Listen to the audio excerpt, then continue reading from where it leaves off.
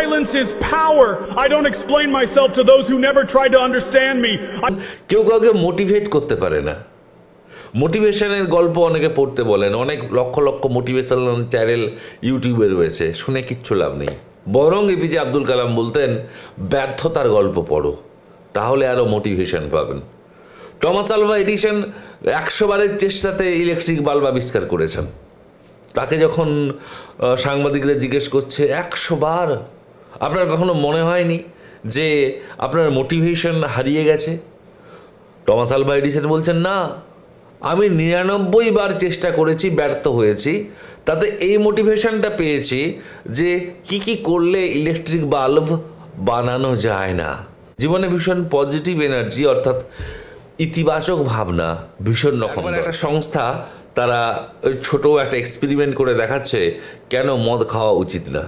তো তারা একটা গ্লাসে কিছু পোকামাকড় রেখেছে, তার উপরে ওয়াইন ঢেলে দিল। খানিকক্ষণ পরে পোকামাকড়গুলো মরে গেল। সেই স্বেচ্ছাসেবী সংস্থার লোকটি বলল, দেখছেন মদ খুব কত খারাপ জিনিস, পোকামাকড়গুলো সব মরে গেল। তখন একটি মাতাল ছিল, সে বলছে, এর মানে ওটা নয়, এর মানে আমাদের আরও বেশি করে মদ খাওয়া উচিত, যাতে পেটের ভিতরে পোকাগুলো সব মরে যায়।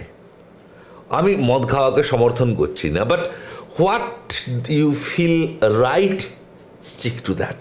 যদি সারা পৃথিবী আপনার বিরুদ্ধে যায়, আপনি যেটাকে ভালোবাসেন, যেটাকে বিশ্বাস করেন, সেই মূল্যবোধে অবিচল থাকুন। পার্সোনালিটি মানেই স্ট্রং লাইকস অ্যান্ড ডিসলাইকস।